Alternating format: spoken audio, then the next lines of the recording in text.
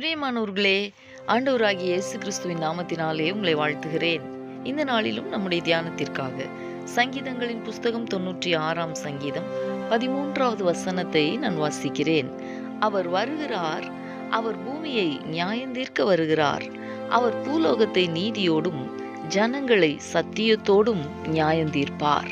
எனக்கு அன்பானவர்களே, இந்த நாளிலே நம்முடைய தியானத்திற்கு அவர் வருகிறார் என்கிற தலைப்பை நான் கொடுக்க விரும்புகிறேன். ஆண்டவராகிய இயேசு கிறிஸ்து மீண்டுமாக இந்த பூமிக்கு வரப்போகிறார்.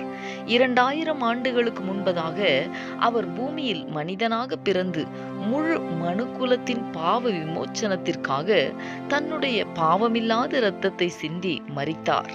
அதாவது தன்னையே அவர் பலியாக தந்தார்.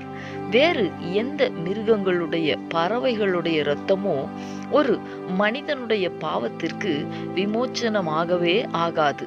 அதனால்தான் மனிதனாக இந்த பூமியில் பிறந்து வாழ்ந்து இயேசு கிறிஸ்து மரித்தார். ஆனால் மறுபடியும் 3ஆம் நாளிலே அவர் உயிரோடு கூட எழுந்தார்.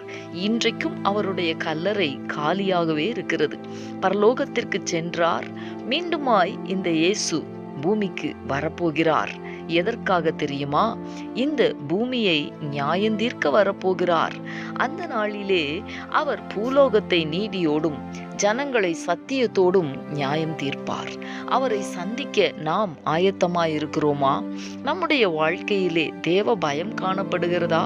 பரிசுத்தம் காணப்படுகிறதா? இன்னும் அவருக்கு பிரியமான வாழ்வு நாம் வாழ்ந்து கொண்டிருக்கிறோமா? அப்படியானால் இவைகள் இன்னும் அதிகமாகட்டும். அப்பொழுது அவரை மகிழ்ச்சியோடு சந்திக்கிற பாக்கியம் நமக்கு கிடைக்குமே. அர்ப்பணித்து நாம் ஜெபிக்கலாமா? எங்களை நேசிக்கிற எங்கள் அன்பின் பரலோக பிதாவே, ஆசீர்வாதமான இந்த நாளுக்காக உமக்கு நாங்கள் நன்றி செலுத்துகிறோம்.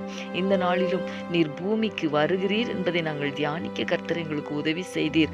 ஆம் தகப்பனே, உம்மை சந்திக்கிறதற்கு ஏற்ற ஒரு தேவ பயம் நிறைந்த வாழ்க்கை, பரிசுத்தம் நிறைந்த வாழ்க்கை, உமக்கு பிரியமான வாழ்க்கை வாழ ஒவ்வொரு நாளும் எங்கள் ஒவ்வொருவருக்கும் கிருபை தாரும், பலன் தாரும். ஆண்டவரே, உம்மை சந்திக்கிற அந்த நாளிலே நாங்கள் மகிழ்ச்சியுடையவர்களாய் காணப்பட கர்த்தர் எங்களுக்கு உதவி செய்வீராக. உம்முடைய நியாய தீர்ப்புகளுக்கு நாங்கள் பயந்து வாழ கர்த்தர் எங்கள் ஒவ்வொருவருக்கும் உதவி செய்வீராக. நீர் அப்படி செய்ய போகிறதற்காக உமக்கு ஸ்தோத்திரம். இயேசு கிறிஸ்துவின் நாமத்தில் வேண்டிக் கொள்ளுகிறோம் நல்ல பிதாவே. ஆமேன், ஆமேன்.